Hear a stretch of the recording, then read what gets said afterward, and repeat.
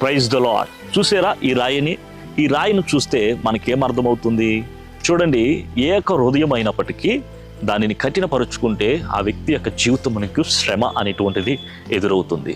మనకు హృదయం ఎప్పుడు కూడా మంచి నేల వలె ఉండాలి, మెత్తని నేల వలె ఉండాలి. మెత్తని హృదయం అయితే ఆ యొక్క హృదయంలో దేవుని యొక్క వాక్యం ఫలిస్తుంది.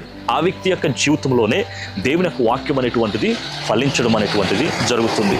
దేవుని యొక్క వాక్యము నీ జీవితంలో పనిచేయకపోవడానికి గల కారణం ఏంటంటే నీ హృదయము బండ వంటిదిగా ఉంది. ఇతరులను క్షమించలేకపోతున్నావు, ఇతరులను ప్రేమించలేకపోతున్నావు. అందువల్లనే నీ జీవితంలో ఎంత గొప్ప దైవజనుడు వాక్యమును బోధిస్తున్నా, నీ మీద హస్తనిక్షేపణ చేస్తున్నా ఆ వాక్యము నీ జీవితంలో పనిచేయడం లేదు. కాబట్టి నీ హృదయాన్ని కఠినపరుచుకోవడం ఆపి నీ హృదయాన్ని మెత్తని మాంసపు గుండుగా మార్చుకోవడం ప్రారంభించు. నీ జీవితంలో దేవుని యొక్క వాక్యం అనేటువంటిది పనిచేయడం నువ్వు చూస్తావు.